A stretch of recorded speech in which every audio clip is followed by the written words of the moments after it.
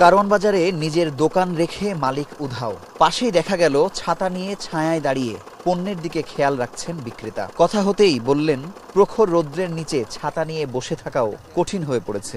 অনেক গরম, গরমের তাড়ায় আমরা থামাতে বসি, এখান থেকে আবার কাস্টমার আসলে আছি বেচা কিনা করি। খুব কষ্ট, একবার গরম সহ্য হয়।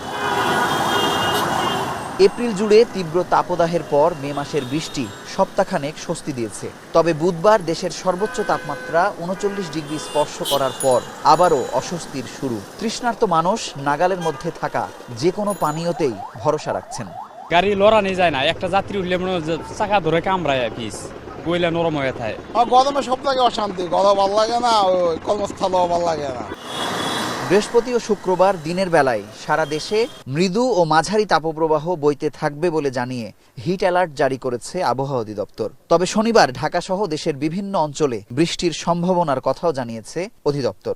আজকে এবং আগামীকালকেও কিন্তু তাপমাত্রা বাড়ার সম্ভাবনা রয়েছে। এরপর 18 তারিখে গিয়ে তাপমাত্রা দেশের বেশিরভাগ জায়গায় কমার সম্ভাবনা রয়েছে, অর্থাৎ দেশে বৃষ্টি এবং বজ্রসহ বৃষ্টি, সেই সাথে কালবৈশাখী ঝড়ের সম্ভাবনা রয়েছে। চলতি বছর 43.8 ডিগ্রি সেলসিয়াসের মাধ্যমে 29 বছরের সর্বোচ্চ তাপমাত্রা দেখেছে বাংলাদেশ। এতে হিট স্ট্রোকে বেশ কিছু মানুষের প্রাণহানির ঘটনাও ঘটেছে।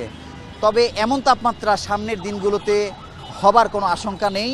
তাপমাত্রা 40 ডিগ্রির আশেপাশেই থাকবে বলে আবহাওয়ার পূর্বাভাসে জানিয়েছে আবহাওয়া অধিদপ্তর। মুজাহিদ শুভ, এখন Dhaka. Lily Cucumber Face Wash. Lily, always be beautiful.